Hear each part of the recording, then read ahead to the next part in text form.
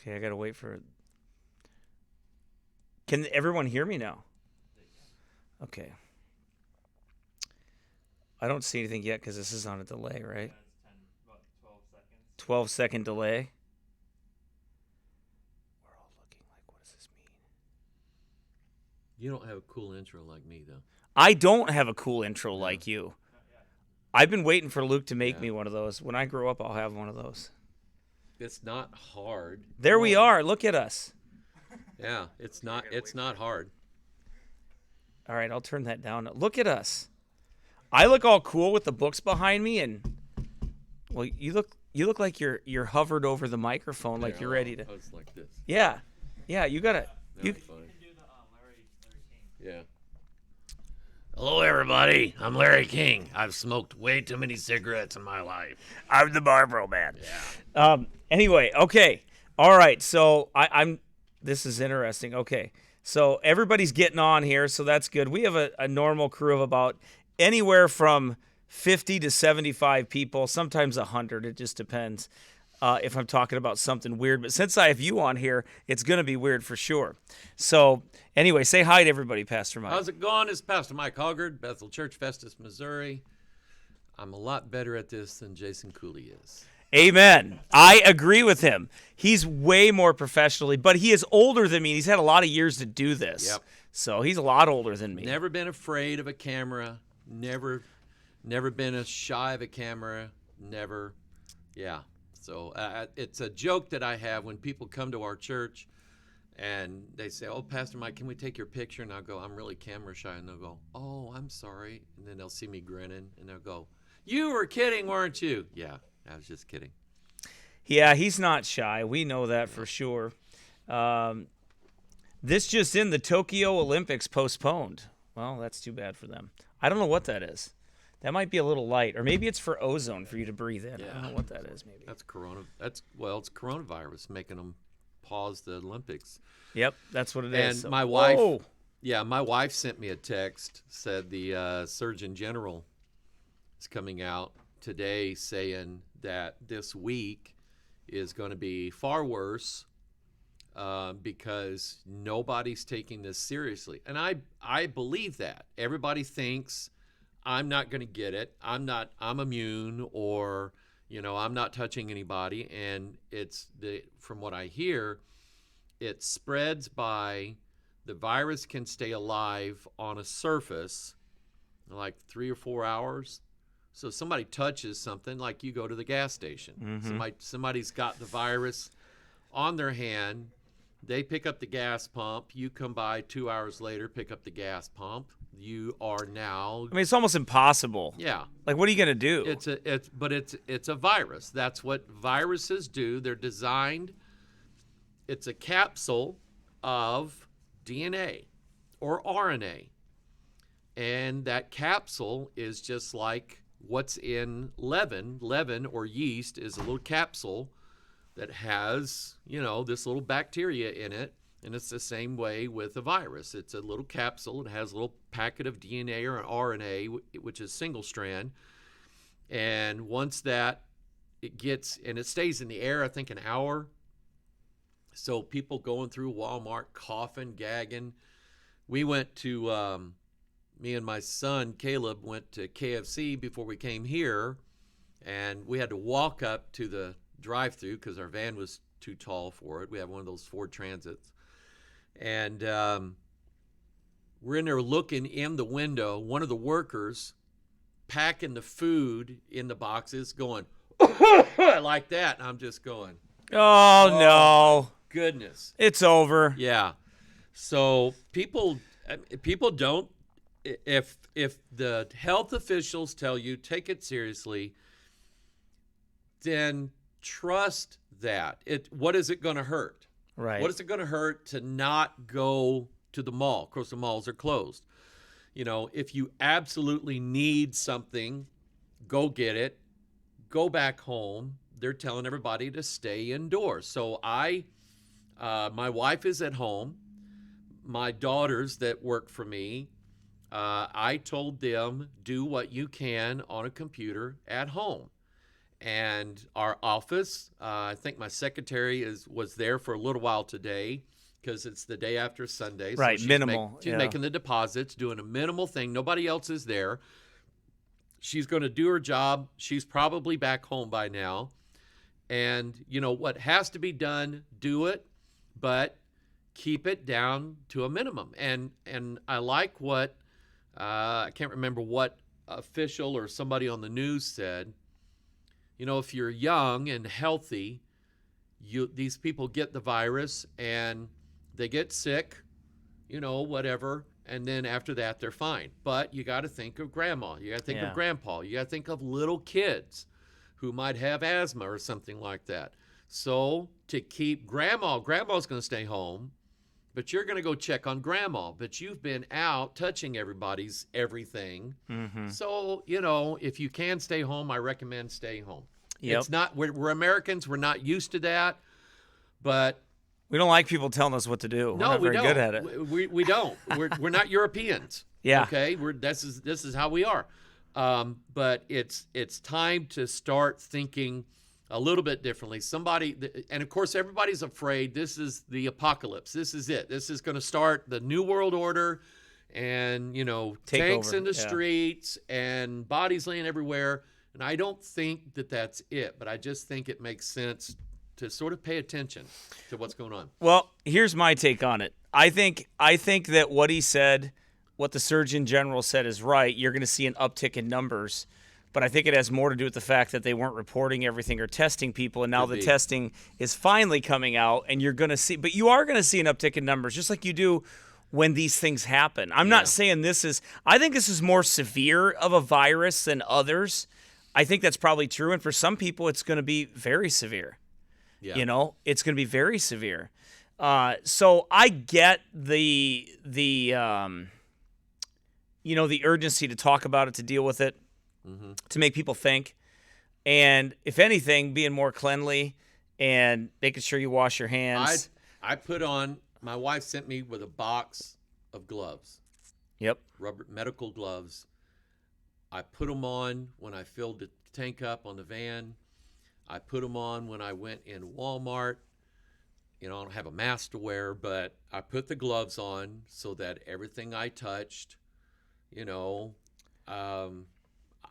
I'm clean.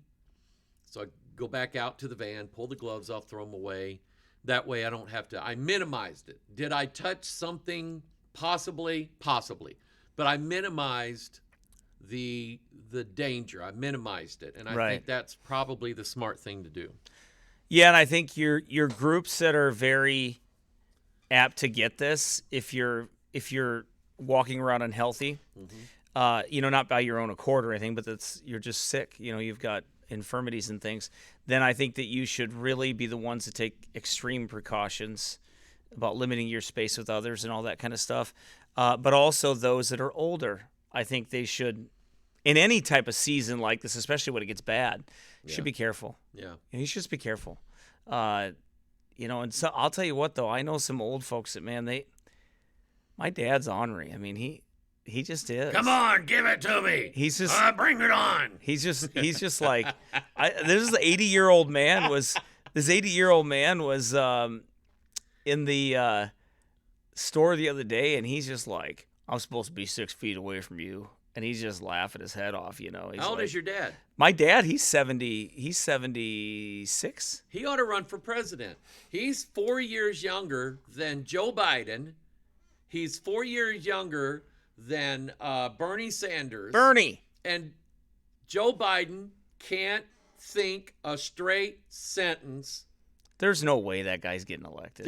There's no way he's getting elected, but he can't. I mean, they have him reading all his speeches. Did you see Biden when he was doing his live podcast, his live stream?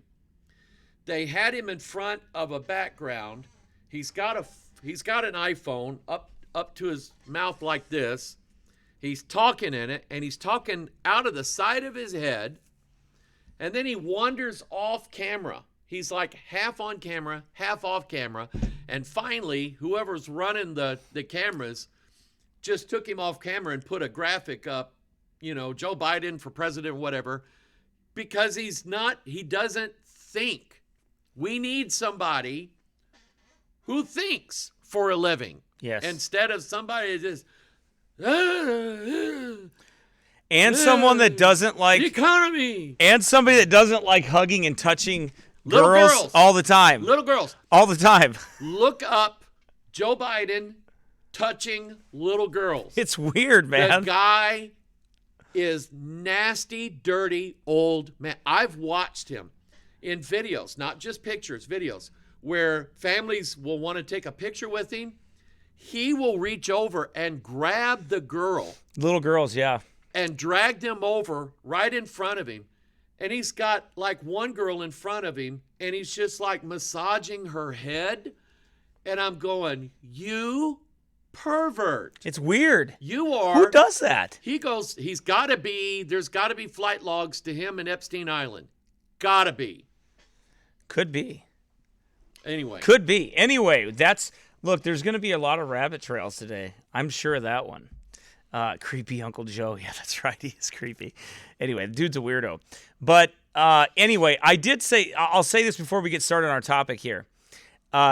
That Trump did say today, which I thought was interesting. He said today, he said, we got to make sure that the cure for this is not worse than the actual disease. And what he meant by that was he said, I don't know how long we're going to be able to keep the economy off the books, like this. Yeah. That we got to get healthy people are going to have to sooner or later get back to work and start moving. So I don't think this is something that he likes in that sense, like he wants to keep doing this. I understand all the conspiracy stuff and I get it. And I talk about some of those, but I'll tell you at the end of the day, if somebody out there tells you they know what's going on and they got it all figured out 100% and this is it and Trump's the Antichrist and Obama was supposed to be too and so was Bill Clinton, who he was just a pervert. And Ronald Reagan was. And Ronald Reagan, and yeah. Richard Nixon and right. Who was the guy that was Secretary of State under Nixon, the Jewish guy? Oh, I forget. That's before my time. Well, but he's still around. He's the guy that came out in 2008, New York Stock Exchange said this is going to bring in the new world order. Oh, you know what I'm talking about. Not Kissinger, is it? Yeah, Henry Kissinger. Oh, that guy. You know what I think about his voice? People were saying he's a Syrian-born Jew, so therefore he's the Antichrist. And I'm going, no, I don't think so. I don't think so. You don't have 7 heads. And every time you hear him talk, I just think he's like, I eat babies. That's what I think about that guy. That's what he sounds like. Like he really does eat babies. Anyway, that's just my. I'm telling you, the guy is creepy.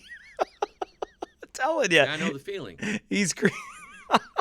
He's creepy, man. He just is. All right. Anyway, all right. So, Trump is smart. Yeah, he is smart. I think he is, and I think he knows how to play people too, which makes him even smarter. Yeah. But that's another story for another day. You all know how I feel about that. I didn't vote for him, so but okay. Well, let me bring this up, okay? And I'll just run this by you. Have you heard of Q? I have. Now, okay. Is this what we were going to talk about? Well, okay. we'll spend a few minutes. I'm fine with it. Okay. No, I'm fine with it. Because you brought up Trump, here is I'd heard about it. I had a guy that is a friend of mine. We were at a meeting, and he said, have you heard of Q? I said, no. And so he explained a little bit about it, and I didn't look at all at anything Q-related until last, I think, November, October, somewhere around in there. And just briefly, what Q is supposed to be, and again, I don't know any of this is true, but here's what Q is supposed to be. The story is that I think sometime at the time Trump said he was running for president, or maybe even before, there were some top generals, and again, this is the rumor, there were some top generals and some NSA guys, patriots, good guys, love their country, don't want anything to do with the UN, New World Order. It's America first. They've been monitoring the Obamas, the Bidens, the Clintons, the Pelosi's, the Bushes. So it goes both ways, Republican and Democrat. They've been monitoring these people, knowing, I mean, it's no secret. Hillary Clinton was selling United States foreign policy and money from the United States Treasury. She would go to Syria or make a phone call to Syria and say, hey, we'll privately back you. We'll send you $1 billion loan that you'll never have to pay back. But you kick back $15 million to the Clinton Foundation. The Clinton Foundation is a slush fund. Oh, yeah. Everybody knows this. Oh, yeah. Because they launder the money, they dip into it however they want to. This is how the Clintons became multi-millionaires off of a politician's salary, really? Okay. So did the Obamas, so did the Bidens. They're hooked in with Ukraine and Burisma, no doubt about that. Pelosi is as well. So is Mitt Romney. Okay, that's why he turned and voted against Trump in the because he was connected to that. He was connected to Burisma. Yep. So anyway, these guys, these military guys, they hated Obama because Obama was anti-military, and he was destroying our military. These guys, because the word was when Trump gets in office, he's going to start a war immediately. Well, these guys went to Trump when he became president, and they said, we don't know if this is true. You know, they're saying you're going to start a war.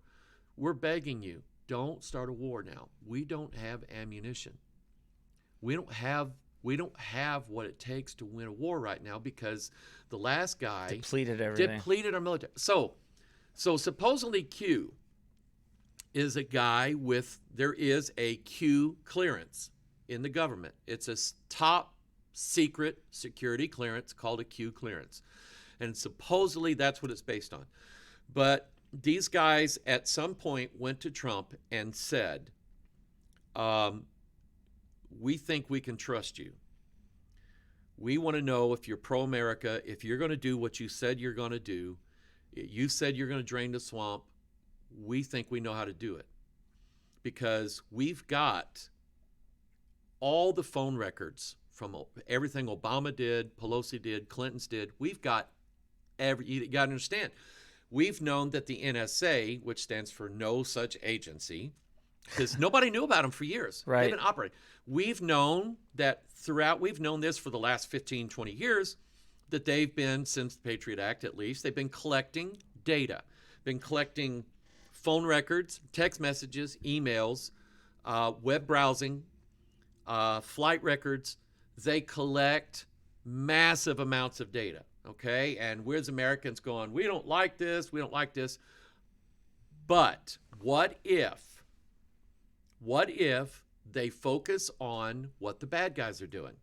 Okay, so anyway, Q started, I don't know anything about anonymous postings. I don't know anything about that, but apparently there was a thing called 4chan, where you could go and make these anonymous posts. And Q started posting things about what was going to happen. There's my coffee. There's Scooter, my son. Yay! I would hit the button where everybody's going. I don't have that button. You need a button. I need my own sound effects. And yes, I eat poison. Okay, that's enough. So anyway. Look, you told him to bring the whole store full, so he did it. Q has been posting things since the 90s?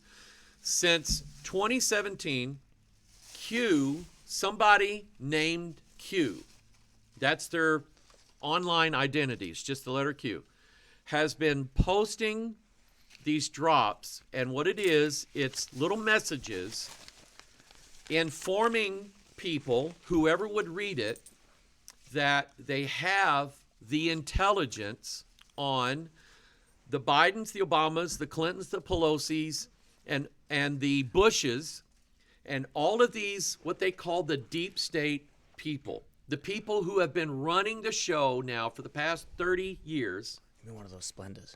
Just one? I don't. 50 of them. So anyway, Q has been putting out and leaking some of the things that these people, the deep state, has been doing. Some of the things they've been involved in. And they're link to Jeffrey Epstein because they've got multiple pictures of Epstein Island. They've got, and they said, here's one of the things Q said in their drops. These people are stupid. They took their phones with them to Epstein Island. So here's this. We've known now that the NSA has the ability to tap into anybody's cell phone, turn a camera and microphone on, right? Oh, yeah. Okay, Forever. so you're a creepy deep state pervert hooked in with Jeffrey Epstein. You go to Epstein Island. You took your phone with you. You go into one of these rooms with this 16-year-old girl. Right. And you lay your phone down next to the bed. Mm-hmm. Q knows what you did. Right. And everything you said there. Okay? Now, here's this, I believe, because the reporter, I watched a podcast with the reporter that broke this story. Wow. There's a reporter in Phoenix, Arizona that got a tip from an inside the government source. He said, I trust this source, that told him that a secret meeting took place between Bill Clinton and Loretta Lynch on the tarmac. I remember that. Remember that? I remember that meeting. Okay. That caused a lot of controversy. Where did this reporter get his information from? He got it from somebody inside who knew what happened on that plane. Because, here's the story. Because Bill Clinton is waiting in a limo. Loretta Lynch had just landed in Phoenix with her staff and her husband. The staff gets off the plane. She stands up, she's got her purse in her hand, her husband's standing next to her. They get up from their seats. All of a sudden, Bill Clinton gets out of his limo, walks on that plane, and sits down in a seat. While his wife is under investigation. Bingo. That just came out, 33,000 emails are missing, right? So 33,000. 33,000 emails, right? That's a number. So anyway, Clinton just sits there. What's that? Loretta Lynch, you want them to see how much Splenda I'm putting. That's none of your business. Anyway, I like it sweet, but I can't handle the sugar. So anyway, Clinton sits down, does a teleconference, a video conference with his phone with Hillary on the other end of it. The NSA recorded every second of that meeting. Wow. Now, here's what was said, because Q released this in a sort of a so-and-so way. In other words, didn't come right out and say it, but this is what he was getting at.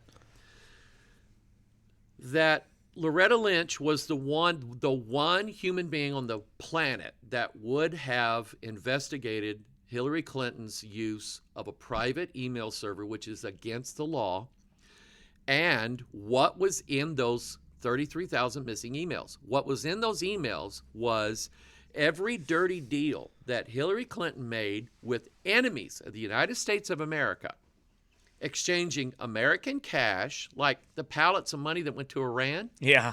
American cash with a kickback to the Clinton Foundation. So they're now filthy rich. They got millions of dollars in this foundation. Hundreds of millions. Hundreds. So anyway, Clinton says, you know, what if a certain seat on the Supreme Court ended up just becoming vacant here before too long? Wow. That was before Scalia died. Yeah, perfectly in his sleep at his in ranch. One of the few places in the country where they don't automatically do an autopsy on somebody who dies of natural causes. If he'd have died in D.C., what would they have done? Oh, an autopsy right away. He's in one of the few places in America where they don't automatically do an autopsy on a dead body. Okay? So they say to Lynch, we're offering you a Supreme Court seat. Hillary's going to win the election. You're going to get on the Supreme Court, and what you're not going to do is investigate this. Okay? Wow. Then they get off the plane. Then, an anonymous tip comes in. Well, it's not anonymous to us. The reporter knows, but he's not going to name it. The reporter knows who it was. It's a trusted source inside the government, and he said. So anyway, he comes out with this story. Nobody, see, why does Clinton meet Lynch on a tarmac? Because that's a secure area. Who can go out there? Reporters can't go out there. Only nobody security. can. Exactly. Government security. Okay, so that's why he did it that way, so he wouldn't get caught. It wasn't supposed to be known that he was going to meet her because nobody was supposed to know about it. Nobody could have seen it. Okay, so then a reporter comes out. This guy said, they asked him, have you had death threats? He said, are you kidding me? He said, I've had multiple death threats. This reporter did, because he knows too much. Okay, so the bottom line is, Q is saying, and has been saying all this time, that at some point there is going to be an operation take place. And some of these deep state people are going to be arrested. You know, Obama, at his first inauguration, after he gave his speech, went right in to the White House, sat down at a desk, and signed a piece of paper saying, I'm going to tear down Guantanamo Bay, the prison that they had down there for terrorists. Yep. Okay, it's the first thing he did. I watched it. Okay, Yep. I remember that day. Trump spent $100 million building it back up. If you look at a before and after picture, you can clearly see the difference. Sure. Okay? Now, I don't know how true any of that is, but it makes a very compelling story, because let's say that, and there's a lot of pictures that Q has released where he has been within the direct vicinity of President of the United States. Took a picture. There's a picture that Q released of the back of President Trump as he's getting off Marine One, and the picture was taken from inside Marine One. So he's somebody that's close to the that's the working. That's what it's called, a Q proof. Look up Q proof, and you'll see things like that. Now, that makes, if all of this is true, you would think that the deep state then would try to get rid of the President of the United States. Mm-hmm. What's been happening since Donald Trump, before Donald Trump took office? Well, they called for his impeachment before he even was inaugurated. They did worse than that. They bugged Trump Towers. Yeah, he said Obama. Oh, he said, I remember watching that. He goes, Obama tapped my wires. That's what he said. You know who told him that? Yeah. Q. Oh, is that who told him? I didn't know that. I mean, he said, and one of the things that Q said was, look at the dates. Bubbly. Trump finds out his office is tapped. He moves out the next day. He said, look at the dates. He moved out the next day. He moved out the next day. Because here's what happened.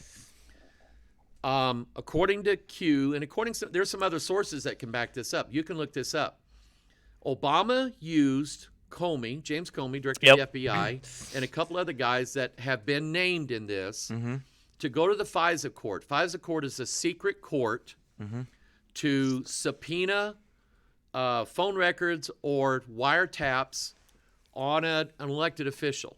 Okay, has to be secret, because if they find out about it, then that blows the cover.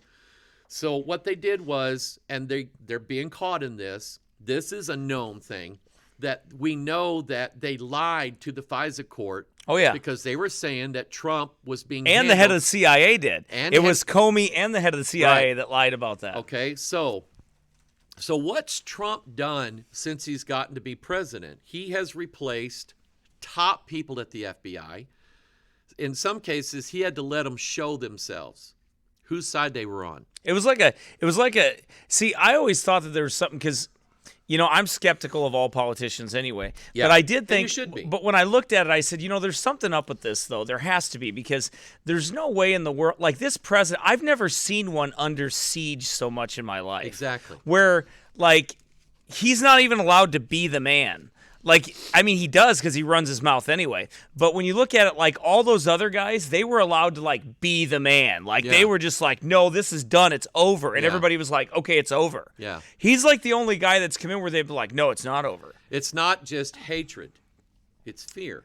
Yeah. Okay. So you would think, okay, have they tried to assassinate him? Look this up. Just off the coast of Washington State, a missile fired at Air Force One. There's a picture of it on the internet. Look it up. Right, but what about also all these weird Chinese nationals that sneak into Mar-a-Lago or whatever it's called? Yeah. And they're over there, and then all of a sudden they find out they're like spies. Yeah. Then you have these Chinese people that are coming onto these bases. Yeah. And they're like walking onto bases like, oh, I didn't know what I was doing. I was lost. Oh, on top of that, and this I know for a fact. The first time I ever bought security cameras for our church, I bought a few cameras, we put them up, and then I had them linked to a computer because I had a program that would capture the cameras, record any action on it, and I'd have it on a computer.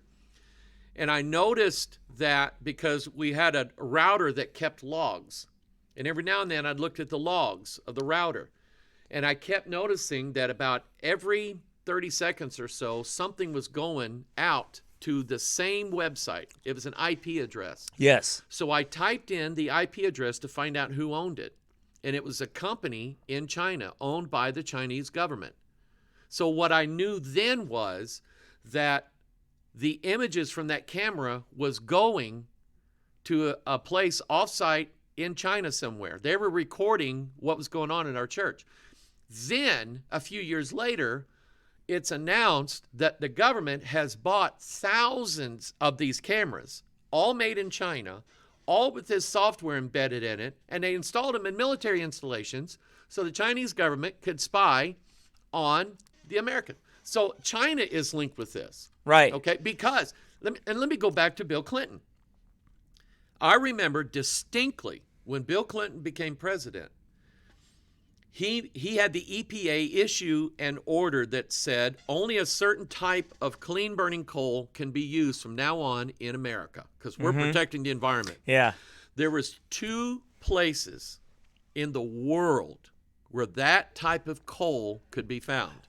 One place was in the United States of America. The other place was in China. It just so happened that the place where that coal was in the United States was considered a wildlife area and could not be touched. So that forced us to buy coal from, guess who? China.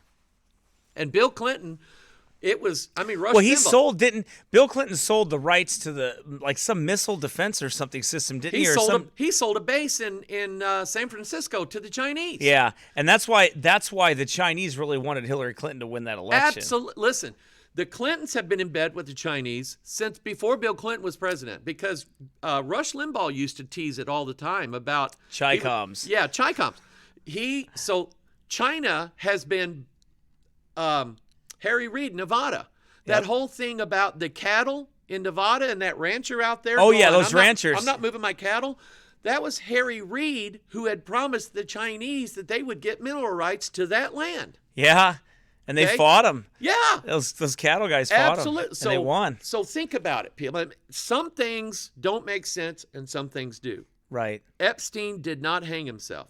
And his lawyer, Epstein's lawyer, when Epstein got arrested, Epstein's lawyer released to the press a letter saying, my client is a dead man. I remember that. I watched that. Okay? My client. I don't think anybody believes that Epstein killed himself. Nobody I don't does. think there's anybody in the world that believes that. And But he might not even be dead either. That's another thing. The night that he got beat up, that was I knew he was dead. That was a hit, and all of a sudden, all the power went off in Lower Manhattan, where the jail was, mysteriously at the exact same time. And Q reported this. Q said, asked the question, why did the power go off at the exact same night that Epstein... And the cameras fail. Right. And both cameras fail. So here's the thing about Q. I don't know. I can't say this. But Q is saying that at some point, and there's even been an examination into United States law on whether or not some of these people can be tried under military Tribunals. Military tribunals. Instead of, now here's, okay, let me get back to Trump. He's been replacing FBI people, CIA people, and over 200 federal judges. If a case ever went to a federal court, if it was an Obama judge, throw it out. But now it's one of Trump's judges. So he's been replacing federal judges. Oh, yeah, like more than any crazy. president ever. Exactly. So Q says that's for a reason. Okay? So what has the theory is that at some point there's going to be an operation and that they're going to make an arrest. And Q says that the first arrest that they make will absolutely shock the entire world. But he's not saying who, and he's not saying when it's going to take place. Okay? So that's Q in a nutshell. Believe it or not, I don't know. How long has he been around, that Q? How long has he been Q's reporting been dropping posts since 2017. Okay? Since after, in fact, Q released something. There was somebody that Trump hired in a certain position, national security advisor or something like that, and the day after, these Q posts start coming out, and Q said, connect the dots. So, it does seem to be somebody that at least knows their way around. And they're telling us the president's going to be safe. He's backed by these generals, and he's backed by the military. Love him. Military guys, he goes over there all the time. Oh, yeah, they do. They love him. And they got his, and they've said there's pictures that Q will release of Army guys in fatigues, guys at Gitmo that are holding up Q signs. Okay? Yeah. Okay? Yeah. They're holding up Q signs, and they are standing at the entrance to Guantanamo Bay, Cuba. Okay? Wow. So there's Q guys down there. And he sends out pictures of Q people around the world. South Korea, India. There was a guy holding up a sign saying, I'm with Q or whatever. And so it's a lot of people. And we're talking millions of people in America and around the world who have been watching the Q drops, the Q posts to see what's going on. And they're the ones telling people, look, this virus going on. What if this is the basis for what Trump's going to do? What if getting everybody to stay home and having National Guard out on the streets? Don't be alarmed at that, is what Q is saying. Don't be alarmed at that, because we need this in place so we can do X needs to be in place so we can do Y and Z. Mm-hmm. In other words. So that's all I know about Q. That's interesting. Again, I can't tell you that that's true. I can't tell you it's not true. I don't know, but I've been reading it. Well, it's interesting, that's for sure. It's going to make a good movie one of these days. Well, I've never heard of it before. I mean, I've heard about Q, but I've never really explored it. I never looked into it because I was like, yeah, okay, well, whatever. Look up pictures. Go to Google, type in missile fired Air Force One, Washington State. Wow. And because something happened and a bunch of people, it came out in the newspapers, what happened, off the coast of so-and-so. And there's a close-up of it. It's a missile. It's a missile. Wow.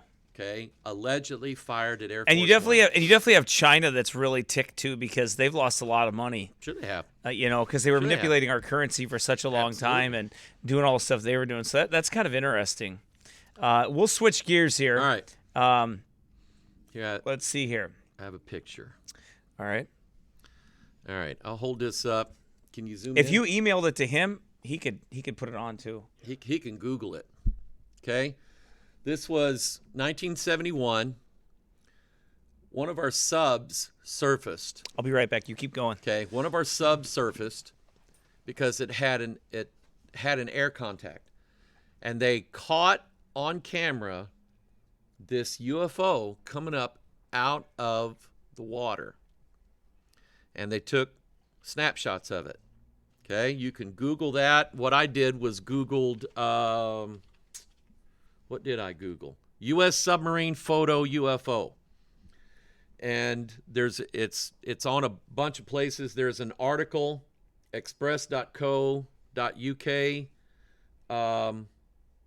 where, let's see here. Let me go to that website and I'll read the article. Could leaked UFO photos taken from U.S. submarine in 71 prove existence of aliens? Photographs revealing bizarre UFOs claimed to have been taken by U.S. Navy submarine crew have been hailed as the best ever evidence of extraterrestrial visits to the Earth. Because, you know, a lot of people are saying that they didn't see the UFO come down from the sky. They saw it come up like out of a mountain or out of a lake or out of the ocean. So the article says specialist researchers of UFOs believe the black and white images supposedly taken from the USS Trepang, Trepang, SSN 674 is the sub number, in March 1971 are evidence of secret U.S. aircraft tests or alien life forms looking to carry out an early form of fracking. Now, I don't know if I believe that, but Alex Mistretta, paranormal investigator and author, investigated the images after they first appeared in French paranormal magazine Top Secret following an alleged leak. He claimed insiders told him the pictures were taken from the U.S. submarine on its journey between Iceland and Norway's Jan Mayen Island in the Atlantic Ocean, with the admiral on board at the time said to be Dean Reynolds, Admiral Dean Reynolds.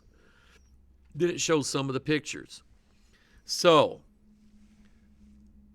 you know, I went to a church, good people, love the Lord, love the Bible. And, you know, I understand that I've been reading UFO books since I was in 6th grade. And somebody recently, they said they were at a used bookstore and they saw a book on UFOs. They bought it and sent it to me. And when I got the book, I opened it up. I was looking at the pictures and I'm going, this is the book I had when I was in junior high. It's in one of the school library. Mm-hmm. I recognized the pictures in it. So I've been reading books on UFOs, Bigfoot, Loch Ness Monster, you know, Yetis, Sasquatch, haunted houses, any kind of mystery that there was. That's always been a fascination of mine. And so when in 1997, when God laid it on my heart to study the Bible, looking at Bible prophecy, one of the first thoughts I had in my mind was, hey, I'll do something on UFOs. Well, I didn't immediately do anything on UFOs, didn't talk about it. I put out a video several years ago called UFOs, Chariots of the Beast. And it was just a one-time, it was like an hour and 25-minute long video. And I basically looked at Ezekiel 1, and I said that in Ezekiel 1 is a companion to Revelation 4. It's like two eyes looking at the same thing, but from different directions. Ezekiel says that one of the faces looked like an ox, but Revelation says it was a calf. Okay? I don't see a discrepancy. The calf is an ox. Yeah, it is. Okay, so what difference does it make? But anyway, it's two ways. It's the Old and New Testament looking at the same thing. And I noted that Ezekiel called them living creatures. Revelation 4 called them beasts. So what I did was I connected them together. And this actually didn't come to me until I'm recording it. It's one of those things that God said, Mike, connect the dots. Mm-hmm. So what I as I was talking, I actually had to stop and I edited it out because I'm going, wow. And then I started talking again and I said, did you catch that? where it says the spirit of the living creature was in the wheels. I said these wheels are round like saucers, like discs. And then I said Revelation 4 doesn't call them living creatures, it calls them beasts. So I said, let's put those two together. The spirit of the beast is in the wheels. Dun, dun, dun. Okay, Yeah. that's the connection. So that's why I titled it Chariots of the Beast. And I talked about von Daniken's book, Chariot of the Gods. He was partially right, because what von Daniken did was he looked at, he's the whole guy started the whole ancient aliens thing, because he writes He's his the book, astronaut theory, or is that different? It's the ancient astronaut theory. Yeah. That was von Daniken. Von Daniken wrote his book back in the late 60s, and it took him years to find somebody to publish it. Nobody wanted to touch it. Nobody wanted to touch it because they thought he was nuts. But what he did was he looked at all these old paintings, all these old carvings, all these old statues, and he said, looks like they're in a spacesuit, or it looks like they're in a spaceship. And I remember reading Chariot of the Gods when I was in high school, reading all these UFO books. Von Daniken is looking at Ezekiel 1 and saying it's not God, even though you believe in God. It's not God. It's these extraterrestrials. And he said, this is their flying ship. So I went, I'm a young Christian man, and I'm going, he's wrong, But I never forgot about the idea. So I did this one video back years ago, didn't touch it until, again, last year. It just seemed like, because I knew that the Pentagon had released the three, what's called the three videos, the Tic Tac, the Go Fast, and the gimbal UFO. And what they are, starting in 2004, and it goes through like 2014, we have the most sophisticated video surveillance cameras with high def, with forward-looking infrared, with everything you can think of on the front of our jets. I mean, these jets are $1 billion if they're anything. And we have the best trained men and women in the world flying them, okay?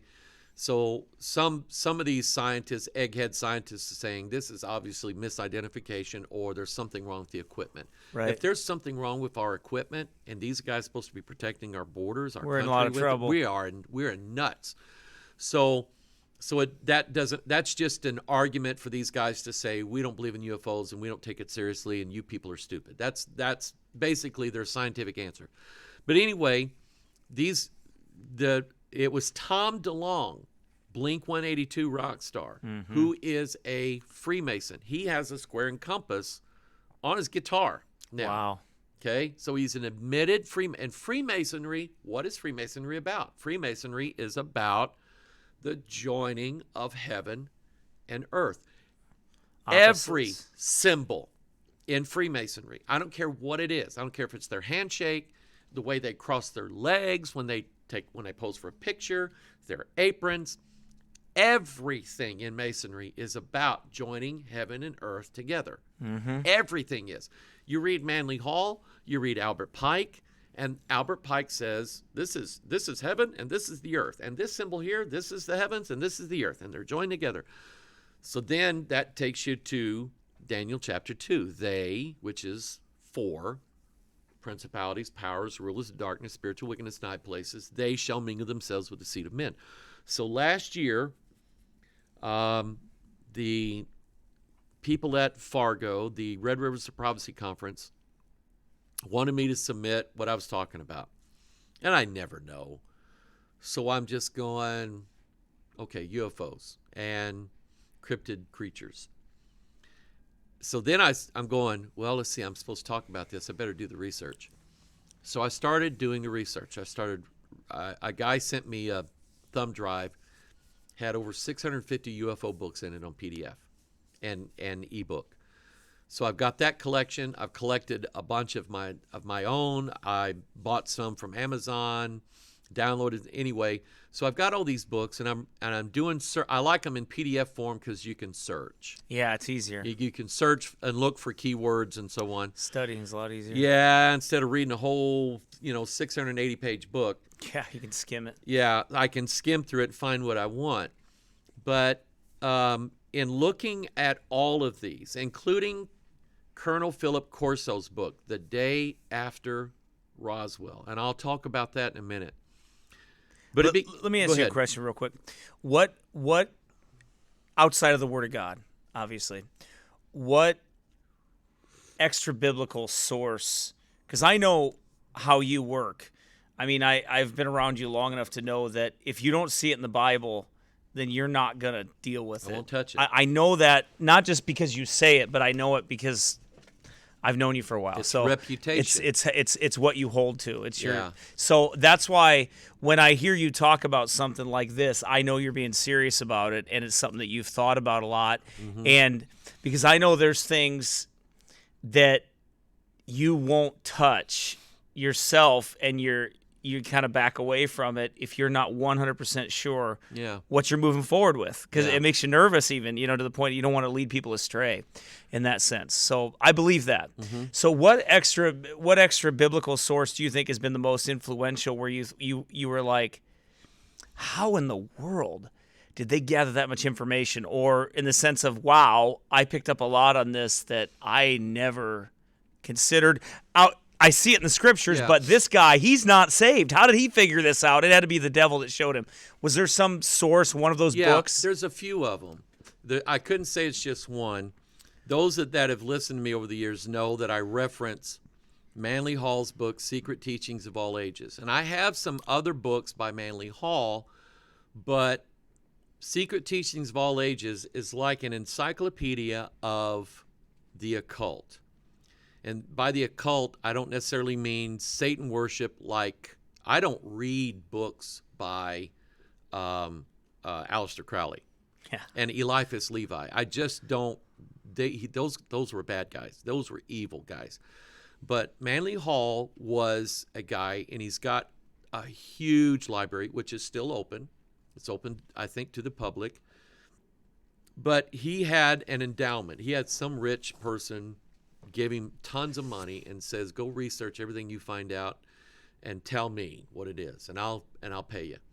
So he amassed this huge library, and he read all these books, and he gave all these speeches. But when he wrote Secret Teachings, it's about this thick. You can get a PDF of it.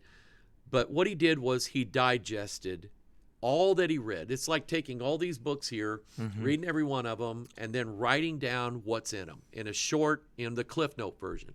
So that's what he did. He's like an encyclopedia on that. Exactly. He amassed all of it together into an encyclopedia He tells form. you, in essence, what the symbols, what the ancient religions were all about. He said at the beginning, all of these religions basically were the same. They had different names for their gods, different names for their goddess, and in some cases different rituals. But the fact that they all had rituals that were similar, because if you take it and boil it down like a good stew, then all the flavors meld together and you get a picture. And he said, basically, there's one great big gigantic secret. So I used Secret Teachings of All Ages.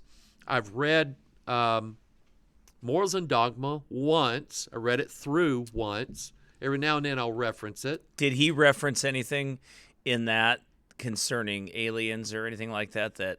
They didn't use the word, none of them, neither Pike nor Hall, because they were pre-47. 1947 is the year. Okay. After that, boom, aliens. Okay. But Crowley died in 1947. Yeah, Crowley died in 47. But he met Lamb just before that. Okay. And then Crowley dies, so he's got two disciples. Jack Parsons. Yep, that's him. The compulsion missile guy Jet or whatever. Propulsion Laboratory. Yeah, that guy, the best rocket scientist other than von Braun. Who was friends with Disney. And then L. Ron Hubbard. That's it. Yeah. And L. Ron Hubbard and Jack Parsons got together. Tried to get Lamb, didn't and they? they had, they wanted Lamb, but they also wanted a goddess to come out called Bab-Alon. Yeah. Okay, and they got her. Okay, they got in touch with her. I bet. So anyway, which is like what Stephen Greer's doing. Anyway, Yes. I'll get to that in a minute. Okay. So you asked, I got to answer the question. Yep. Shut up over there. Yeah, Anyway. Luke, knock it off. All right. So anyway, Secret Teachings of All Ages. You can go to any bookstore and probably find a copy of it. And then Philip Corso, because he is a colonel in the United States military. And these guys, for years, never talked about what they did when it came to... And they're not flippant people. No. Military people like that are upper brass like that, Yeah. they're not carried away with It's stupidity. not like, me and my wife come out the trailer the other day and we saw a light up in the sky and came down and there's this little green man coming out of it. Hey, have you met my neighbor? No, I'm Yeah, just kidding. no, it's not. These guys are professionals. These guys are trained. These guys are hardened military guys who don't run their mouth. No. Some of these guys have security clearance. Tight-lipped. They're tight-lipped. But Corso coming out in the open while he's still alive, saying, I wasn't at Roswell, but I was there's an air base in Kansas, forgot what it was. I saw the body. And then he says, my boss, General Trudeau, named him at the Pentagon, gave me a file cabinet. And he said, there's files in there and there's pieces in there of wreckage that we recovered from Corona, Roswell, and Aztec. You take them, you go to these companies that are contractors like General Electric, like Lockheed Martin, like some of these companies, Big companies that had security clearance contracts with the government. And he said, you give it to their scientists, have them figure out what it does, break it down, tell them they can have the patents to it, give it to the people, but we get it first because we're the military. We need to use this because we're fighting the Russians and we want better stuff than them. Right. So Corso writes the book Day After Roswell. And then there's another book that he wrote. And he tells this, you can find this on YouTube. Look at Colonel Corso. Anyway, you can look at some interviews that he did on camera before he died. And Corso said that he was at one time stationed at Roswell, and he was told that there was some caves not too far from the base where there's some weird stuff going on. So he goes out, takes a Jeep, goes out to investigate. And he said, and this is in that book, he said that he sees this 3-foot tall, gray, big-eyed, big-head thing. And he said the entity is communicating mentally, telepathically. Because you have a theory that they don't move their mouth, like they don't have lips or whatever to talk with, or a voice box to talk with. That's what people have said. People that have met them, or there's another guy, Richard Doty, who has an 1.5 hour long talk with Stephen Greer, because Doty was briefed. He worked at Kirtland Air Force Base. And Doty was briefed on the whole military interaction with UFOs and aliens since before 47. He was shown a film. He was shown films of the wreckage. He was shown films of the autopsy. He was shown films of various craft that the military has taken in, and he's telling all this, okay? Some of it he says, I can't talk about, it's hush-hush, top security, even now I can't talk about, but some things I will talk about. But anyway, Corso goes out there and he meets this gray alien, and the alien is telling him what they suspected, that at Roswell Air Base was 1947, the only place in the world where atomic bombs were stored, because that's where they flew out of, was Roswell. They were tested just outside of Roswell, Trinity site, and then the Roswell Air Base had them. And the theory was that because they had a very sophisticated and very powerful radar network set up around Roswell Air Base, that was somehow interfering with the aliens' technology on their ships and causing them to crash. So Corso is getting communicated by this alien, and the alien's telling him, turn your radar off for 15 minutes and we'll leave, because they were stuck there. And Corso said, what's in it for me? In other words, what are you going to give me? I've got you stuck here. I want something out of it. And Corso said the alien said to him, a new world if you'll have it. Wow. Yeah. So Corso wrote a book. It's in manuscript form. You can find it on the internet, called The Dawning of a New Age by Philip Corso. It's a free, go find it, go read it. So, okay. They're saying that Corso is saying that those gray aliens operate those saucers. Yeah. That's what he believed, that those... And including, Corso said it, Bob Lazar said it. Bob Lazar was a young guy whose, all of a sudden, his entire life's history disappeared from off the planet because he worked at S4. And understand, we all say Area 51 like a joke. But it's because of Bob Lazar. We're talking 1987, 88 when he did this.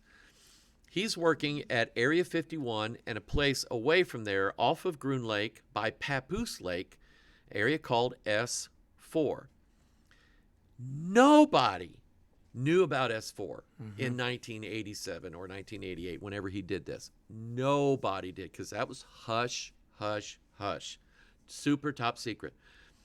So he comes out, he gets in touch with George Knapp, Las Vegas reporter. They do a live interview. He's in a TV news crew van, and they've got the sun directly behind him, so his face is black. You can't see his face. And he calls himself Dennis. It turns out Dennis was his supervisor's name at S4.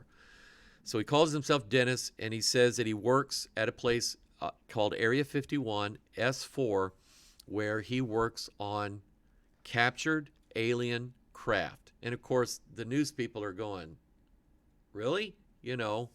How's it going? And he says, as far as what? And she's nervous. She's like, I don't know what to ask this guy.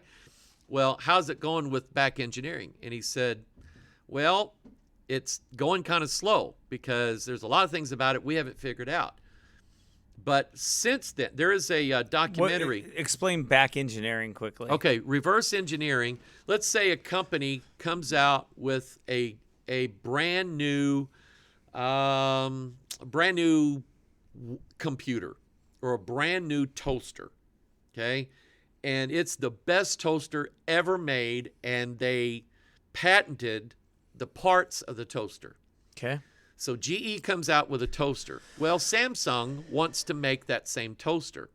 So Samsung goes to Walmart, buys a toaster, takes it to their lab, pulls the screws off to see what's in it, to see how it's made. Right. Find out what that chip is in there and what it does, okay? Gotcha. Or when Microsoft, back when they first started, when they released their MS-DOS, okay, they had that copyrighted. They had it patented. That's their operating system. Companies around the world wanted that operating system. They just didn't want to pay for it. They'd have to pay Bill Gates a license. That's how he got rich. So what they did was they took the code, looked at it, figured out a different way of doing what that code did. Right. Because there was guys that were looking at it going, if our code shows up in your software, we're going to sue the daylights out of you. Yep. So that's what back engineering is. They take it, they don't know how it works. They take it apart, try to figure out how it works. So they've got these saucers. 9 of them. 9 of these. There's 9 of them the U.S. government has possession least. at least that we know least. of. And they all crashed. Some of them, no, not. He was debriefed. They sat him down in a room, and they didn't tell him everything. But he sat him down with a stack of papers like this tall, and they said, spend today and tomorrow reading these. But you're not taking them with you. No Can't cameras, leave with them. No cameras, nothing. Eyes only. Read through these. And what he said was, it was giving him the U.S. government's knowledge of extraterrestrials and UFOs that goes back thousands of years. And then let me add this, and I have it. I have the document. The Air Force, when you took training with the Air Force to be an officer, you had to take an astronomy course. Mm-hmm. The astronomy course textbook had a chapter in it called UFOs. Okay. And where they were in officer training, they had a whole chapter on the United States involvement with UFOs, that it goes back thousands of years. That if you think you see one, here's how to identify it. And So they train the Air Force on this. The officers. They train the Air Force officers and the pilots have to know this. to know what to look for. Protocol. Okay. That was chapter 33 in that book. I'm not kidding you. I'll show it to you tonight. Okay. Hey, bet. But That sounds anyway, good. once that was leaked, that was back in the 60s, early 70s. Once that was leaked, they pulled it. Okay. Okay, so it's not in there anymore. But you can find a copy online. So anyway, Lazar said that one of them, they actually had... One of the 9 ships. One of the 9 ships they actually had working.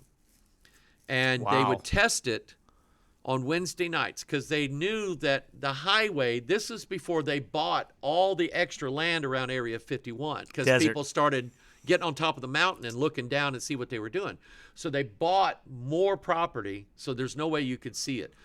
So anyway, they said that on Wednesday night, almost nobody goes down that highway, so they won't see it. So on Wednesday nights at like 9:30 is when they test this thing. Lazar knew that. How did he know that? So he tells John Lear, who's a friend of his. John Lear is the son of the Lear jet guy. Okay. Okay, so he's a pilot himself. He's a CIA pilot. So he gets with Lear, takes John Lear and another guy out to outside of Area 51, and exactly 9:30 on a Wednesday night, boom, they've got it on video. Okay, there's this light shining up in the sky doing stuff that, no, it's not a plane. So once Lazar comes out, he gets shot at, but he came out openly to protect himself. And they were tapping his phone and he knew they were tapping his phone because one of the supervisors he worked for came to him and said, "We hate to tell you this, your wife's having an affair." Oh. Because they were listening to the phone calls. Because he was gone for days, then come home like on weekends, stuff like that. And so she thought he couldn't tell her what he was doing. She thought he was running around. So she goes out, has an affair, Oh, no. and it just ruined it. They asked him, now that you know what you know and did what you did, are you sorry? He said, yeah. He said, I'm not a UFO guy. He said, I don't care nothing about it. No. But what I care truth. about is we have technology that could solve the energy crisis. It could solve the food shortage. It could literally create a new world here. We have the ability to go anywhere we want to in the universe, and the military is keeping it secret out there. And he said, that ain't right. For a time, right? Yeah. So Bob Lazar there's a documentary that Jeremy Corbell did So are all on Lazar that came out. He's telling the truth. Are all 9 of those in one space, they think, or are they all They're in over? hangars that are they're meant to look like, they're disguised to look like the side of the mountain. In other words, they got a Wow. sandy texture to them, and from a mile away, which is the closest you would ever get, Without you'd yeah. never know that Yeah. they were there.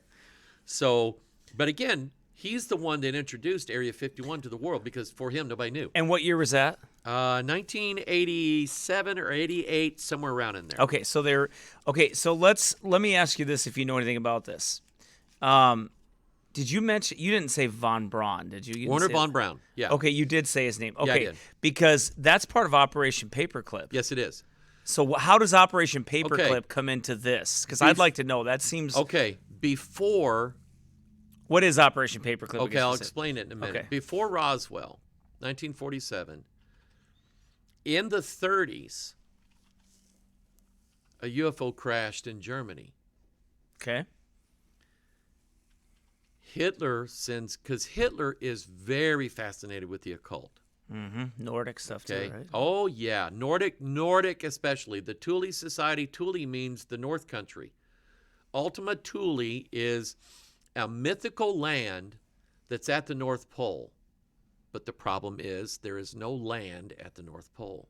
So it's not the North Pole. It's up there where God came from in Ezekiel 1. Right. The north is up there, okay? So Hitler's fascinated with the occult and any advantage he can get militarily. So a ship crashes. Hitler gets it. Von Braun's one of his scientists, and a guy named I can't remember. He's a German. He's like the German Einstein. Schlauberger. Schlauberger, look that up. He was a German scientist, one of their best. And all of a sudden, Schlauberger, von Braun, they're starting to work on things nobody had even conceived of before. Okay? And it's known that Hitler was building saucer-shaped, look up the bell, okay, der Glock, okay, which is the German word for bell, okay? Because Hitler was making disc-shaped flying craft with guns on it. Wow. Okay, so von Braun and his scientists, and I have some of the quotes.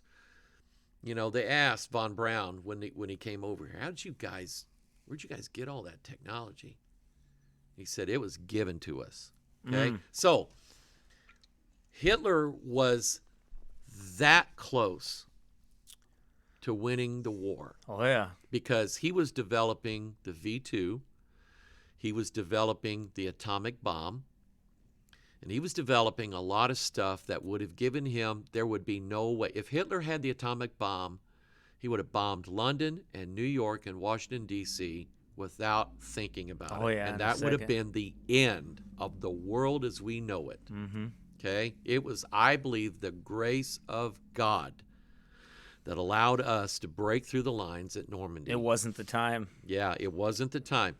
So, but Hitler was working all these things. Where was he getting the ideas from? And they were all saying they were coming down to them. So von Braun, Operation Paperclip was, there wasn't a CIA during World War II. It was the Office of Special Services, I think, the OSS, which then turned into the CIA. But then they institute Operation Paperclip. They had to work out a deal with the Russians. Russians wanted the scientists too. Oh, sure. Okay, so the Russians got one group of scientists working on one thing. The Americans got all the rocket guys and atomic bomb guys. So we get them. We bring all these, and these guys are Nazis. Von Braun's Big a time. Nazi. Big time. Okay, and all of a sudden we write them a pardon, give them a clean slate, come over here, come down here to New Mexico, and go to work for us. So they're working at Area 51. Yeah. So no, there's no Area 51 at that time. They're in New Mexico. Okay. At the Roswell base. They're working on the air base out there, and they're working at the Trinity test site. And all of a sudden now we have an atomic bomb, and we have rockets. Okay. And von Braun, of course, he's the head of NASA, or one of their chief guys. And he's the one that's, working with Jack Kennedy to get guys to the moon, okay? Now, here's an interesting story about the moon that part of it I can verify. But I've heard this from about 4 different knowledgeable sources. One of them is a guy by the name of Don Wilson. If you go to Stephen Greer's YouTube channel, look for a guy named Don Wilson and listen to him. Because he was a contractor working for certain departments, because there is no such thing as the government. Right. It's very compartmentalized. And most of the recent presidents are not briefed on U.S. involvement with aliens or UFOs. They're not told. Why do you suppose that is? Carter wasn't told anything. There is a story that Richard Nixon and Jackie Gleason were buddies. Okay? And Jackie's visiting Nixon at the White House or somewhere down in Florida or somewhere. There's a base where they had a bunch of stuff stored. And Gleason's big into UFOs, and Nixon says, "Get in the car." So Nixon drives, he's president, but he leaves his security detail and he goes to this Air Force base. I can't remember which one it was. And he takes Gleason into this secured area and shows him stuff. And Gleason's going, he's freaked out. I bet. Freaked out at what he sees. Okay? But after Nixon, they quit briefing presidents. Reagan supposedly knew some things. That's why he gave a speech at the UN about what if an alien force, he's doing this in front of the UN, and who believes in UFOs, right?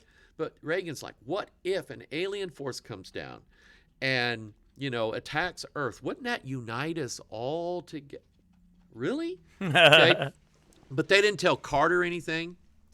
Right. They, of course, George Bush knew. He's head of the CIA. He knows. Now, here's the thing. I have a theory about that, too, possibly. That it's because these men that are short-term in office are only in there. Exactly. They're elected by the people, or at least the illusion of that they're the people's man, right? So they're not going to give anybody. It's not permanent government. That's right. Entrenched in the government information. And Bush was. Bush was CIA. His whole family is. Yeah. All the way back. But to the Nazis. Clinton wasn't. I'm having my Alex Jones moment. Hold on. Obama wasn't. Okay, so they didn't brief these guys. But Hillary, you remember Hillary when she's running. Yeah. And there's emails between John Podesta and, who did I say, Blink-182? Who was a known pervert, by the way, himself, connected with all that ring. There's emails that were part of the WikiLeaks. Yeah. That Podesta was in contact with people about when we get in the office, we're gonna dig up these files. Okay?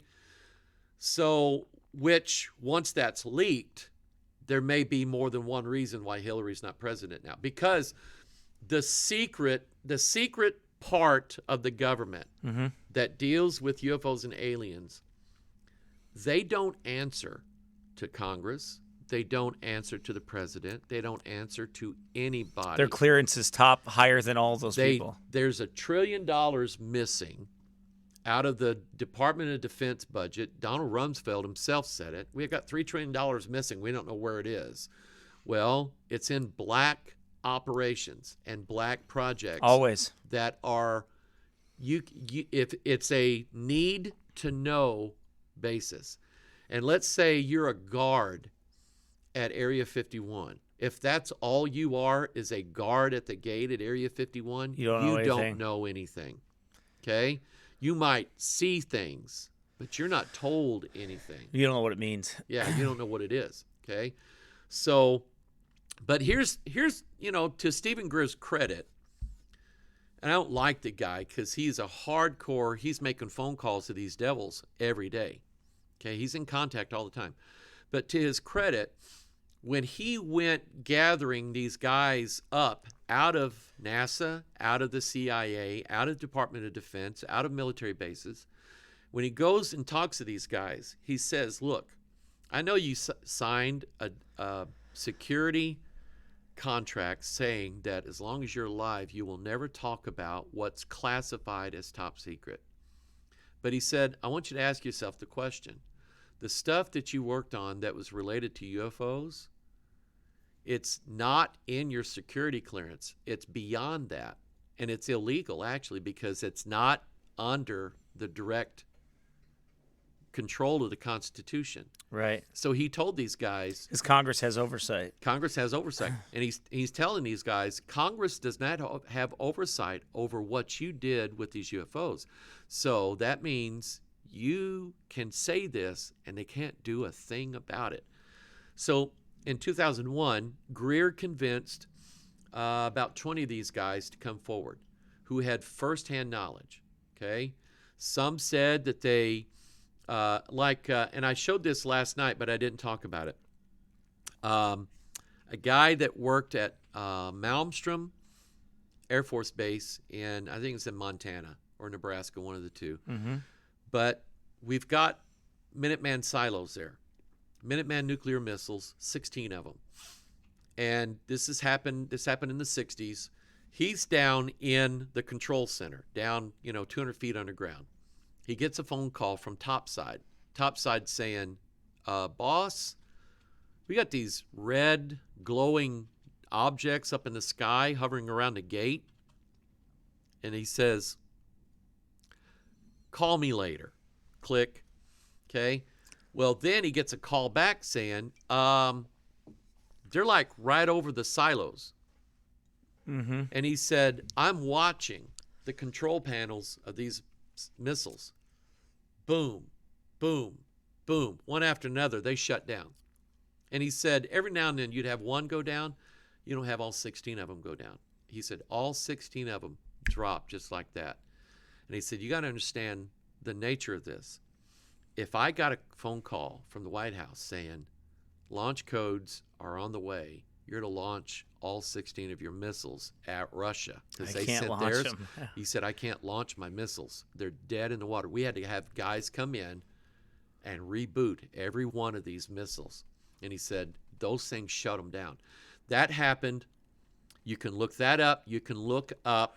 So their technology is so advanced that it shut down the missile defense. Richard Doty said that he investigated, because that's what he did for the military, was he was an investigator. He investigated a situation where a warhead was taken and stolen out of a missile.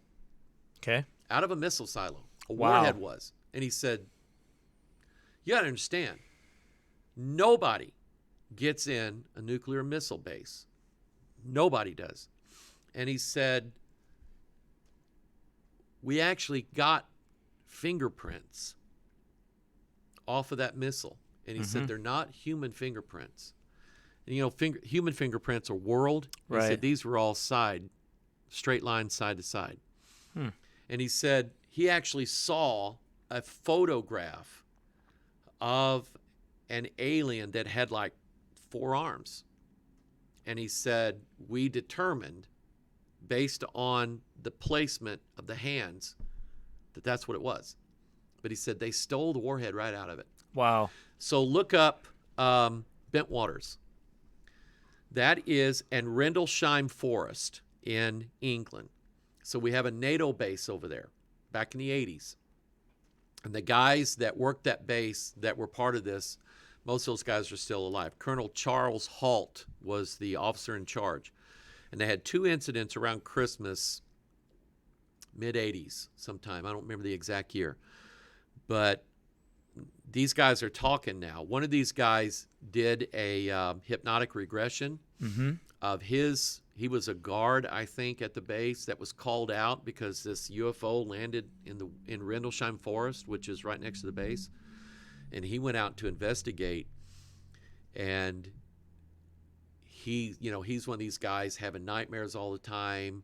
He's like mental problems all of his life. So he gets regressed, and I watched his part of his regression, and he is freaked out at what he's seeing. He's reliving it, and he says, I see this eye, this big eye glaring at me. So anyway, look at that, because that was also, we had nuclear silos there. They stored nuclear weapons there, nuclear bombs that were to go on bombers, airplanes that flew out. And he said the ship beamed a beam down into every one of those storage places where we had these bombs at. Okay?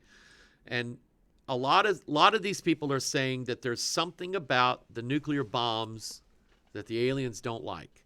I don't know what that's about. I don't want to speculate about that. But there's another source. You're asking me about sources. There's another source. Mm-hmm. There is a reporter. I'm going to have to look the name up. Linda Moulton Howe is her name. Moulton, Moulton, Howe, Howe. She started out as an investigative reporter that got sent out to look at cattle mutilations. Mm-hmm. Now, study in the Old Testament, especially in Deuteronomy, where God said, the nation that comes with a fierce countenance, whose tongue thou shalt not understand, they're going to steal your cattle. Right. And he said that she said she was sent out to study these cattle mutilations. Right. And she interviewed a lot of the police officers involved that were investigating it. And they were saying this had to be done. This was done by aliens or people from outer space, because it freaked them out. Because all of a sudden these cattle are found. They were killed and put in the place where they were found. They were killed someplace else and dropped in that place. And a lot of times, every drop of blood was missing. And they were cut. A lot of times, their genital organs were cut out. But the cut was made on the molecular level. It was like something sliced between the cells. Wow. Okay, when they looked at them. So anyway, she's been investigating now UFOs for most of her life. And as a reporter, Colonel Corso met her one time, and he said, how in the blank did you get the information you got? Because she got stuff that was top secret, and he knew Wow. it. Okay? Now, she is one of these that's like all in favor of let's meet them, let's find out what they want kind of stuff. So I take that with a grain of salt. But she seems to be able to find out information that not too many people can get a hold of. Okay?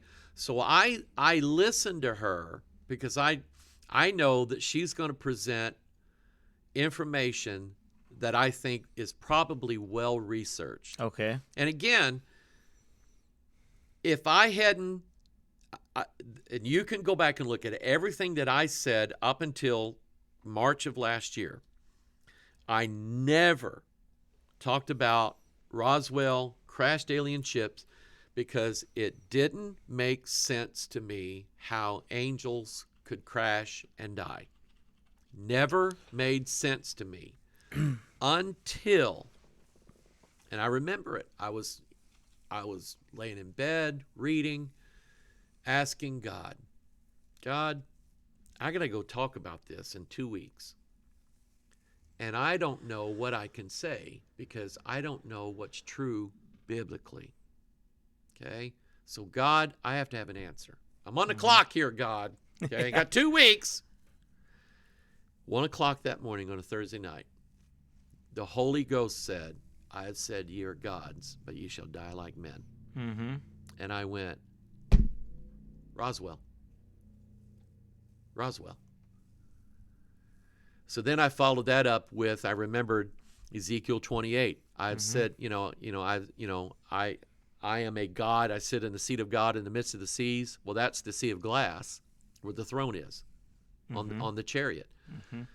And, but God said, thou art a man.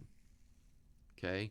And even says that about Lucifer in Isaiah 14. Yes, it does. Okay. So that makes some scholars think that it wasn't really the devil. It was the king of Cyrus or whatever. King of Tyrus. So. But the king of Tyrus wasn't in the Garden of Eden. Exactly. That's been in the Garden of Eden, the Garden of God. Every precious stone was thy covering. That was Lucifer. Yeah. So anyway, so immediately I said, that's it. These devils come down here. They're doing stuff they shouldn't be doing. Mm-hmm. And which involves hybridization, probably animals, mutilations, like you're talking about. But I have one question for you here while you're talking about this along this lines. I'm trying to understand. The Nordic guys I kind of understand a bit. Okay, Yeah. I get that because I see it. I've heard some witnesses. I've had people tell me that they've seen some of this. And that these men were so attractive and everything like that, that they were drawn to them. I won't say who told me that, obviously, but someone told me that at one time that they experienced that somewhere in New England, and which I thought was really weird near Salem, but where all the witchcraft and the hotbed is for witchcraft and all that. However, here's the thing that I'm trying to figure out, that I'm trying to get an idea of. We know that Lamb, okay? Right. We know Lamb is a devil. Absolutely. So there's no question about that. Right. However, I'm trying to understand the fact that these grays they're operating these ships they look like lamb, Yeah. okay? But what exactly a part of that piece of the puzzle or the order are they? Because they don't seem to be like the Nordics who are, and I know there's different Yeah. classes, but do you see what I mean? Okay, go ahead. Okay. Yep. Did you ever see the movie 2001: A Space Odyssey? Maybe years ago. I don't remember though. Okay. You can look this up. You can Google the image. 2001: Space Odyssey, the ending. Because Arthur Clarke and who was the director of that film? Famous director. Did The Shining. Spielberg? No, not Spielberg. I can't remember his name. But anyway, Arthur C. Clarke and this director was sort of writing the script as they went in some cases. And the ending's weird. Okay. Okay, there's no words, there's no explanation for it, which is what they wanted. And at the end, it shows what, if you read the book, it shows the star child. Okay. And it's basically, if you look at a picture of it, it's like a fetus in a big star bubble womb, big head, big eyes, staring at the earth. Okay, and what it's supposed to represent is the whole movie of 2001: A Space Odyssey is about a new age of a transformation coming to planet Earth. Okay, because the astronaut is transformed.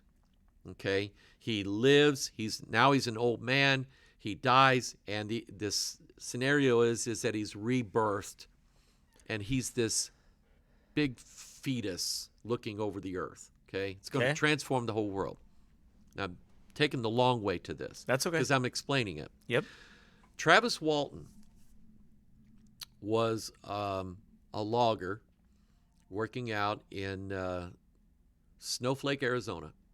Working at a forest. His buddy had a contract to clear brush out at a big forest out there, so there's no forest fires. Travis Walton gets zapped because they looks like one of the trees is on fire because they thought lightning struck it, and they're supposed to call that in.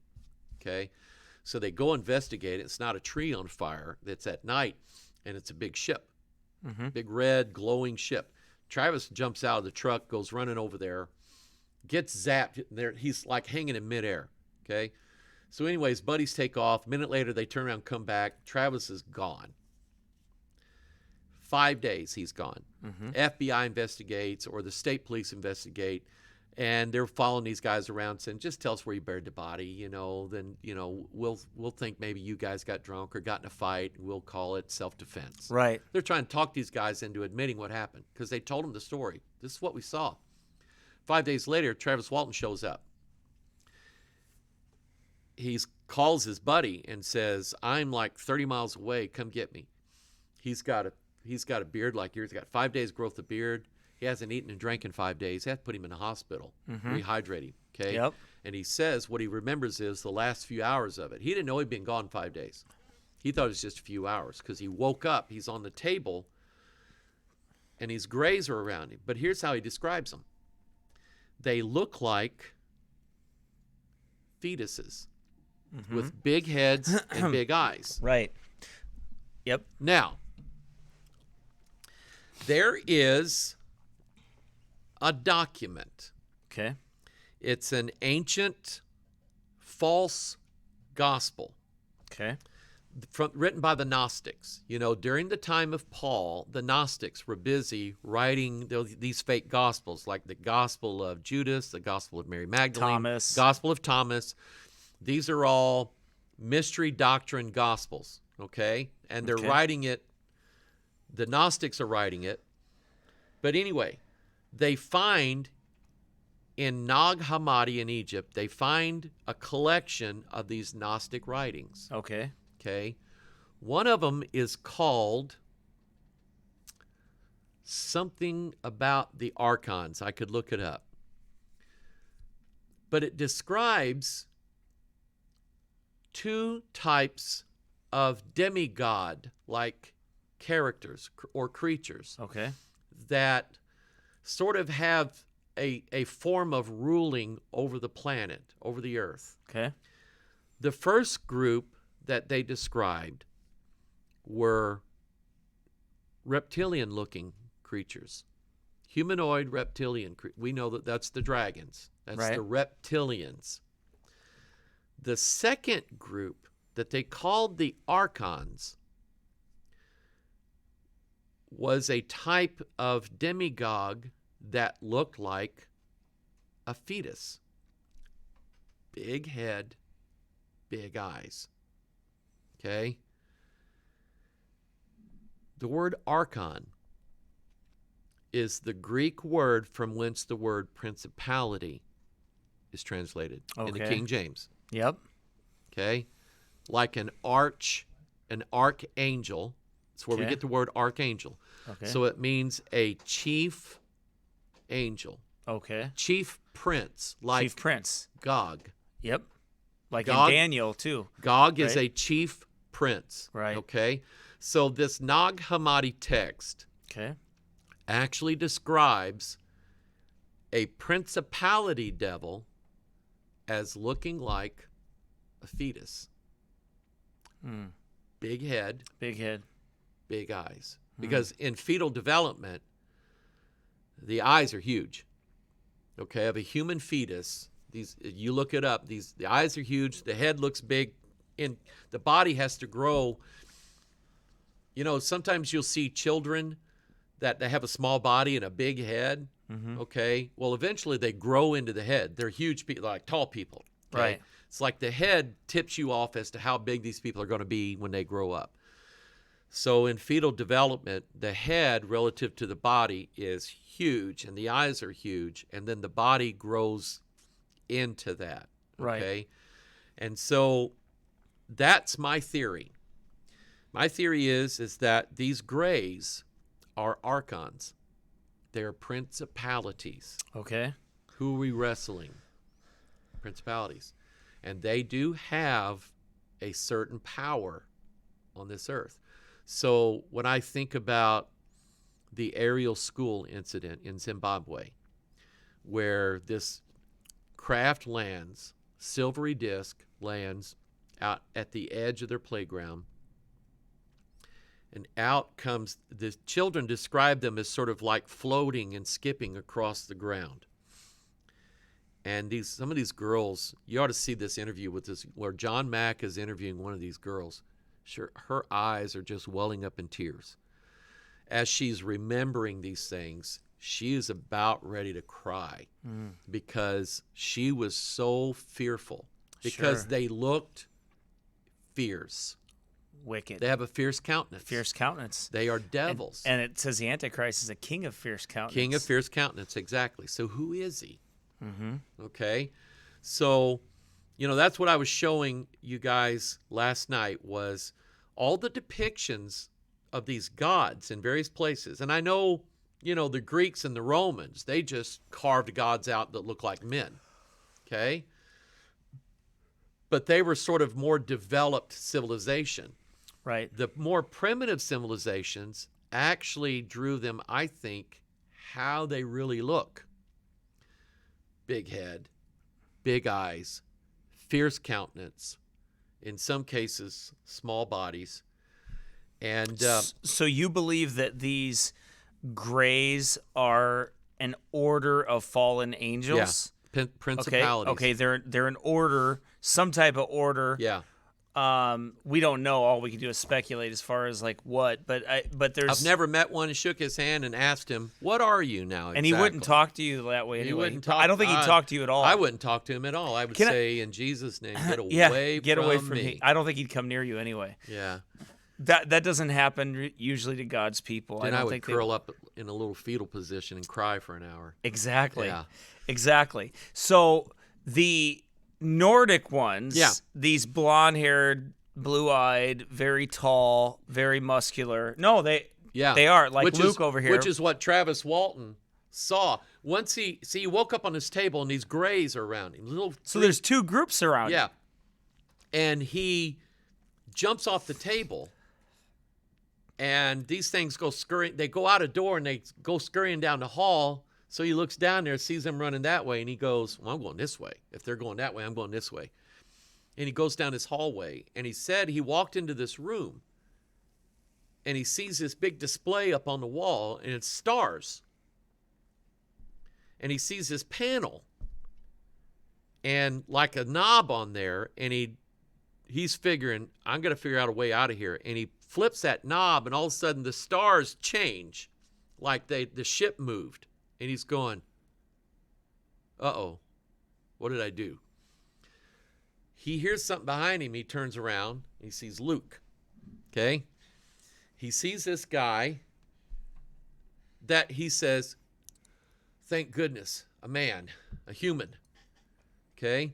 Yeah. But he's tall, and he describes him very handsome, muscular, Right. no whiskers, no blemishes on the faces, no scars. Perfect. Blonde-haired, sort of cut, like cropped, and he motions to him. So he takes Travis Walton into this big, then he realizes he must be like in a mothership or something like that, because he goes into this big area, and there's these little flying saucers all over the place. And he takes him over, and he sees 2 or 3 more over at this table. And he said they look similar but not identical. And one of them's a female. And he's looking at her, and he's like, She's very attractive. she's very attractive. Perfect okay? physique. Perfect physique. So he's trying to talk to him, but they don't talk back. And this woman has like a gas mask in her hand, puts it over his mouth. That's the last thing he remembers. He's out. Then he's laying face down in the street on a county road, county highway. And when he looks up, he sees the ship going off up into space. Gone. Okay. And then he sees a light down the road. He knows what it is because he knows where he is. He goes down to the gas station, makes a phone call. So the Nordic, when I kept hearing the word Nordic, Do you think they're more advanced than the Greys? it's hard to say exactly. It seemed like Walton seemed to think that these Nordics were sort of in charge. But when I read the testimony of some of the people, and I haven't decided yet. Right, it's something. I that haven't you're still trying to decided figure yet out. if these people are actually taken up in a ship somewhere, or Taken to the spirit world, that idea is put into their head. beamed into their mind. Beamed into their mind. I don't know yet. I can't say that, yes, they're taken to a ship. They have a memory of that. But again, that could be something that's put there. Because we know they're liars. Right, devils are always liars. You can't trust. And where can they really? Because we don't know where they could really take human beings. I mean, we don't know what God allows them to do specifically. We know that Satan did take Jesus, Yeah. In Matthew chapter 4, that he was allowed to. Exactly. And we have, when I hear the flat earth people who say, Earth is a pancake, heavens are this hard shell dome over the earth, that there are no satellites, there's never been any rockets go outside, there's nothing but this hard shell, and the sun and the moon is a projection, and the stars are a projection up there. That's stupid. It is stupid. Okay? Because there are 3 places in the Bible where God said man would do this. First place is Genesis 11. Let's build us a city and a tower whose top may reach unto heaven. Then in Amos chapter 9, God said, though you ascend up into heaven, I'll bring you back down. Right. And then in the next page over, Obadiah, though thou exalt thyself as the eagle, though thou build thy nest among the stars, Right. thence will I bring thee down. So one of the things that I know for a fact is that since recorded history, man has had in his being the desire to go up. Mm-hmm. Okay? So Genesis 11, he's building a tower. Okay? We build skyscrapers.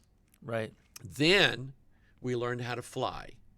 And what's amazing to me, 60 years is all the time we had of manned flight on Earth. 60 years is it. And now we're on the moon. Right. That's more technology in 60 years than what man had in 6,000 years. Right. That tells me something beyond man was at work, giving him that information. Okay? It's pretty amazing. You've got these for right now, and I'm not going to get you too far ahead of that because I know you're still studying a lot of those things out. Yeah. But let's go back a little bit here. We've got about 15 minutes Okay. probably. Then we'll be done for the day here because got to give you some time here. I got a nap. Yeah. My goodness, I haven't had a nap yet. Yeah. So I guess let's talk about a little bit about. So we go from you got Aleister Crowley, you got all these guys. They're opening the doors of perception, right? Yeah. To all these things, right? Preparing the world, drug abuse, spirit world, false Bible perversions coming out, all the things being set up, all that stuff. Jesus said that in the days of Noah, so shall the coming of the Son of Man be. Let's go back to the technology and the things that were happening around Babylon and things like that. I know we can't speak, like we don't have 100,000%, understanding of all that. But let me just say this, that something was going on right before the flood. Yeah. That God was angry. You had giants. You had hybridization. Yeah. You definitely, Genesis 6, you've got to be blind as a bat and completely want to ignore the Bible in order to say that those sons of God did not come into the daughters of men, did not produce giants, all those things. Yeah. So what do you think the significance is when you look at the giants in Genesis 6, Noah, aliens, UFOs, and the time now? Okay, the thing that hath been, time is a river that repeats itself. Ecclesiastes 1, okay? And while we don't know exactly what happened prior to Noah, we know that God gave Noah the technology to build the ark, okay? God put it into his mind, that God told him verbally how big to make it. But then I think God assisted Noah in his wisdom. Just like with, I can't remember who it was, but Moses had a guy that God said, I've filled him with wisdom. I've put everything in his mind how I want it. So that it's going to be built exactly the way I want it. So I believe the devil and his devils can give man secret technology. Things that man only, man, I talked about the imagination of man yesterday. What man imagines. It takes the science fiction writers. Jules Verne wrote a book called To the Moon and Back. And he actually, in the late 1800s, came up with the idea of using rocket stages. Okay, and that's exactly, the Saturn V rocket was in stages. First stage lifts them off, gets them off the Earth. They go to staging, which means that part of the rocket comes off. Stage 2 kicks in. Jules Verne thought about that back in the 1800s. Yeah, where did he get that from? Where did he get that from? Because that's exactly what happened, okay? And von Braun was against it. Von Braun, that wasn't his idea, but another engineer came up with it and said, why don't we do this in stages? So anyway, the science fiction writers imagine it. Then the scientists say, oh, that's a pretty interesting idea. How can we do that? So we know before the flood, I think we have the remnants of the giants still around. I think the Sphinx, a Great Pyramid, definitely these huge megalithic stone walls that are all through South America. The Bosnian Pyramid is huge. It's bigger than the Great Pyramid at Giza, but it's covered up with trees and dirt and grass and everything else. But it's a pyramid for sure. You ever seen it before? Where's That's that at nuts. now? It's in Bosnia. Okay. It looks like there's a village at the base of it, and it looks like a quiet little village on the side of a mountain. But when you look at it, it's a four-sided pyramid. Wow. And there's a guy right now that has found a tunnel network all through there. And he's been thousands of yards into these tunnels, and he said for some reason there's still fresh air in here. Wow. You have no idea where it's coming from. Okay? But anyway, there's no doubt that before the flood, these giants had technology. Okay. And they gave technology to man. But they had a technology for their time. I don't know how advanced it was. I don't think they had microwave ovens and Right. TVs, and they were the Flintstones, and I don't believe that. But I believe that they, I read the book of Enoch once. I closed it and I said, that's not the word of God. Right. Okay? But it does sort of give you a detail in the book of Enoch that these guys, these giants, were telling people how to do stuff that They shouldn't have known how to do. shouldn't have done. Okay?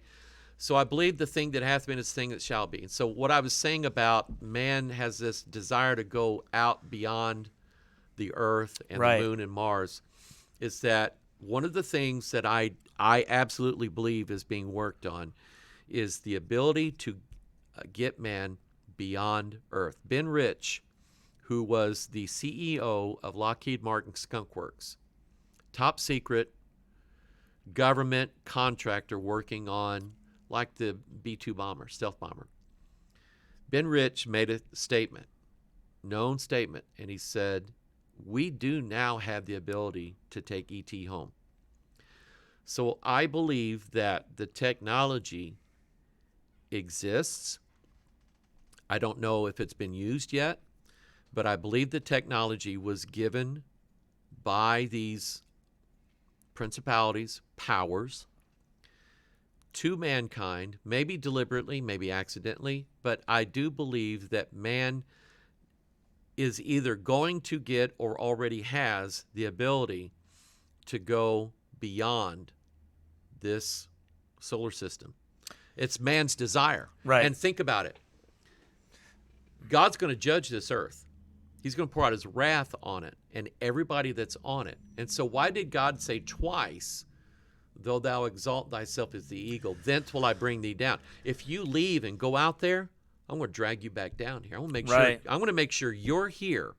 Like So Satan, he told me he's So going you've to got fall. Elon Musk and the guy from Virgin Atlantic, Richard, what's I his know name? you're talking about, yeah. These guys, all these billionaires are saying, yeah, we have to get off the planet. We have to get off the planet. We I have think to that's put going to colonies. save them from the wrath to come. Exactly. That's my theory, is that down deep inside they know something's coming. They may not think it's going to be the wrath of God, but they think this earth is going to die off, It's going nuclear to be war. destroyed. It's going to be destroyed. We got to get off here. We got to seed other planets so we can destroy them. Okay, Right. in other words. So I think they know down deep inside God's judgment is coming. We got to get off this planet so we can escape it, but it's not going to. God's already said Just like in the days of Noah. that's not going to work. Right. So you have these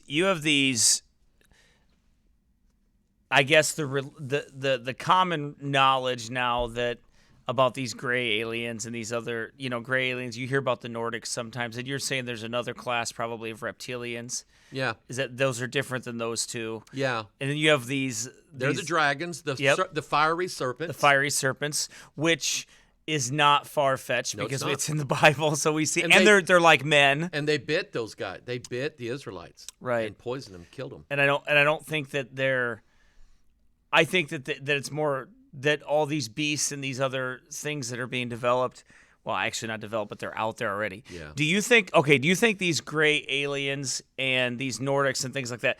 Do you think that when they fall, when those ships, those 9 in Roswell or wherever they're at, when they fell, those gray aliens were in those ships, or do you think they can leave those and they're like they have nothing to do with that? Because you're talking about the spirit is in the wheel. Yeah. The Bible says that. So what does that mean exactly? Does that mean that gray alien is in there? That's the spirit. He's the spirit in the wheel. One of the things that Colonel Corso, Linda Moulton Howe, and a lot of these people that have seen them, they said those saucers were alive. Okay. And they one guy said, I watched one of them die because it changed color. Went from like whatever color it was to brown, and they said it died. And and I've heard this from other places, that told them that those saucers at one time were alive. So here's the entity, and his spirit is in this craft, which is not, again, when you think about it, it's not far-fetched because the wheels were alive. Right. The wheels had a living spirit in them. The image of the beast is going to come alive. Right. Okay? Something carved by man, something built by man out of inanimate material is going to come alive. How is it going to do that? The false prophet is going to make it. Okay? Right. And Linda Moulton Howe got onto a story. There was these drones, and this is back years ago before people were flying drones. That these people were catching these drones on camera, and they made no sound, and they had strange markings on them. And her idea was, somebody sent her a document from a lab, a top secret lab, where they had some of these things, and they said the language and the characters on the drone itself was the power source and the brain in these drones. Okay. The words. Now think about that. The word of God is quick, which means what? Alive. Okay? The entrance of thy words giveth light. We know that, what did Jesus do to Lazarus? Spoke. So we know God's word has power. Even has the power to raise dead men back to life. Yep. Okay? So what if something about, we know the spirit is words. So I ask the question, what if the language that these speak, a language whom thou shalt not understand, what if their language has the ability to give inanimate objects life? How is the false prophet going to make this image come to life? Because this image is going to come to life and say, I want everybody that doesn't worship me to have their head cut off. That's a desire. That's a will. That's a human trait. Yep. My dog doesn't have a will or a desire. He just has his limited brain, and that's it. He Just can't wants to think live, of himself as alive. I can. I can have a will and a desire, but this teacup can't. But they're going to make objects. They're going to make that image come alive somehow, some way. And my theory is that it has to do with the language. Because Colonel Halt at Rendlesham, at that Air Force base in England, he said that saucer, he actually had his pocket recorder, and he said that saucer that landed, he noticed that it had strange markings on it, like hieroglyphics. And he ran his hand across it, and he could feel the letters. Wow. When he felt those letters, he said, stuff came into my mind. And he said, it was there he said it freaked him out. It was there. He was having nightmares. He was having mental breakdowns. And he started writing out a series of zeros and ones out on paper that was in his mind. Wow. Which is binary code. Once he wrote the last zero down, it was gone. Wow. But what was that? But that was in his mind from him touching those letters, that hieroglyphics that was on that UFO. That's what he reported. Okay? So that makes me think Bible. I always look for the answers in the Bible. And I ask the question, is it possible that an inanimate machine can actually be a living entity? And yes, it can. According to the scriptures, Ezekiel 1, Revelation 13, I have two witnesses that tell me it's possible. So you don't think that the gray is the spirit of that? You think those are probably separate beings? Or two? No, can't really tell. No, I think once, you know, that panel that I showed last night, right, with the 6 fingers. Yes. The alien touches that, and he becomes one with the ship. Okay, so wherever his will is to go, just like in Ezekiel 1, wherever his will is to go, that's where it goes. Okay, so when he wills it to go to DC, it goes to DC. When he wills it to go to Zeta Reticuli or Pluto or wherever, that's where it goes. And it goes there as quick as thought, at the speed of thought. However fast you can But think. if that thing dies, then that gray dies too. I don't know that. Okay. Because usually once the ship crashes, that's God then mortalizing both of them. They've left the fourth dimension. They left the higher spiritual realm, Their first estate. their first estate, and come down here, just like in the movie City of Angels, where the angel falls in love with Meg Ryan. And he's told, you got to fall. And so he does. He takes a big cliff dive, boom, lands right in the street. Man, that's wicked. Now he's human. Okay? And It's I'm going, so wicked, man. I read this story before. It's in Genesis 6. Yeah. So, Yeah. It's something when you think about it. It really is but it's, I think we're going to hear more about it. I think there's going to be more Absolutely. that comes. be watching. Yeah. Be watching. There's Yep. more coming. There's a lot Tom more DeLonge's coming. going to make sure that more. Tom DeLonge has hinted that this year is going to be a very eye-opening year Revealing. because he has the guys at the CIA and the Pentagon who know, and they have what they call tangibles. They've released the story that they have what they call tangibles, which means that they have pieces of something that the technology they are working on to give to humankind. Tom DeLonge has said that, and he is a square and compass Freemason. It's interesting because I have a friend that somebody that I know that told a story about those grays about as a child went they don't know if they were in a dream state or what they were in, but they went straight down in through the earth Yep. and went down into a place. I know that story because he Yeah. told it to me. Yeah, went down into that place, which is what like all those other men described. There's stories about underground places Yeah. that are connected throughout the country. There's stories like that all over the internet. And Well, those grays are just running. you and I both know a guy that went there. Yeah. And they're running and they're these grays are running. Yeah. Just like you said, got the their hands equipment, on these panels. They're running the panels. Yeah.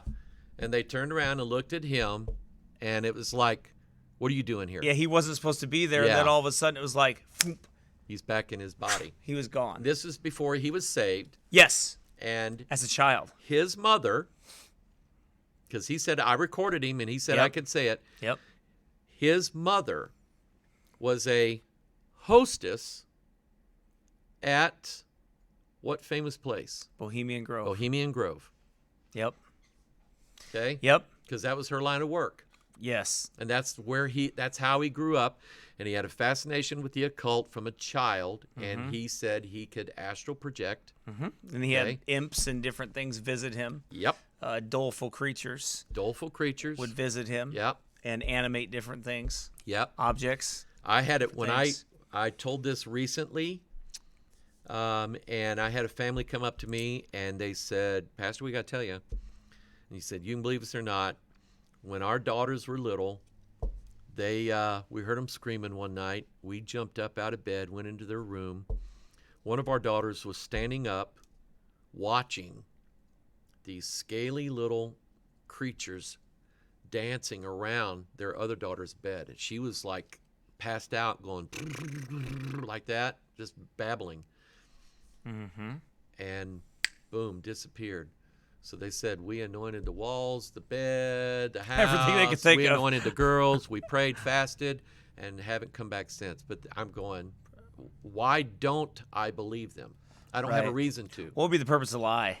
I mean, They- honestly. They weren't looking for publicity. These They people were- aren't looking for recognition. They're not like trying And to I said, make. have you told anybody this? And they said, who would we tell? Who would we tell?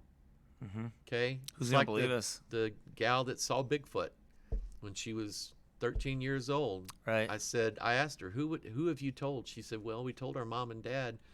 They didn't believe us, and after that, we haven't told a living soul. Why would you? There's a lady that sat in my office and told me, Southern Arkansas, it's all woods, all forest. She's 19 years old. She's trying to get home before curfew is at 11.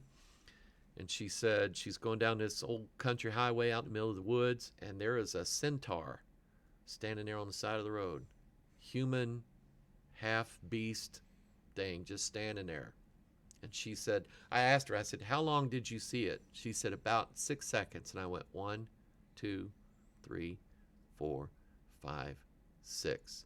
That's long enough to know exactly what you're looking at. You know, I had a friend that was, I haven't talked to him in years and years and years, but this is probably about 7 or 8 years ago. He told me a story that he was working for the government, and he was over in New Mexico or someplace like that. Yeah. And he saw one of these things, I don't know, a chupacabra or some weird, and this weird hybrid thing. What? No, Skinwalker. I don't know what it was. It was like and it was like a bat thing that once it came up like this and it extended its wings out. Look up. And it flew away. No kidding. Chicago Batman. Yeah. There's a guy that's written several books about people seeing this humanoid bat creature that throws its wings out. And he was supposed to check it out over there. Like the Mothman in West Virginia. He was supposed to check it out when he was over there in Mexico for the government, and he went over there. It was like, well, you shut up about it, you know. Yeah. But that's what it was like, and I'm like, this guy's not lying to me. Like nobody. I mean, you could tell when people are like making stuff up and they're trying to like, you know, for the most part. Yeah. I mean, all you have to do is ask the question: is it possible for angels to be seen? And the Bible says yes. So then ask the question, then is it possible for devils to be seen? The answer has to be yes. And what form do they take? Well, the Bible gives us several of their forms. Serpent beast creatures. Yeah, absolutely. All kinds of different things. Humanoid is the term, what we see in Ezekiel 1. They had the appearance of a man, but they had different faces. So that is a humanoid appearance. Amen. Well, we're gonna have to stop there, and everything sounds crazy with that stuff. But you know what? If you want to continue to listen to Pastor Mike's stuff, you can hear him tonight. He'll be live here at 7. But I'll tell you that it's not crazy when you believe the Bible. Amen. It's not crazy when you understand there's a spirit world. It's not crazy when you understand that we wrestle not against flesh and blood, but against principalities, against powers, against rulers of the darkness of this world, and spiritual wickedness in high places. It's not. It isn't that we wrestle devils. Yeah. It's not when you're sitting there and you have into your mind beamed the most invading thoughts ever that have nothing to do with anything you're thinking, and you have no desire for anything like that. And it's like, and it's like beamed in. What is that? That's the fiery arrows of the wicked. Yeah. The fiery darts. That's what the Bible tells us. That's not unusual. That's not like, I mean, it's scary. It can be scary, but we have an answer for it. Without a shield of faith, you don't have any defense against it. They're fired. Right. But you have to have the shield of faith, which means I trust what God said. That's right. It's the Bible. Amen. And that's where we get it from, and that's our defense, and that's our answer. When all these people say we don't know what they come from, we don't know where they're from, we don't know it, and we say, no, we do know. Yeah. God told us. Mm-hmm. It builds your faith in God's word, and it causes people that are not Christians to say, you know what? These people, they're going to the Bible, and their book tells them what these things are. And there's going to be a whole world of people out there. Time is going to tell whether they really believe God's word or not. Because when these deceptive creatures come out, listen, I'm going to tell you, and I know we got to go, but listen to me.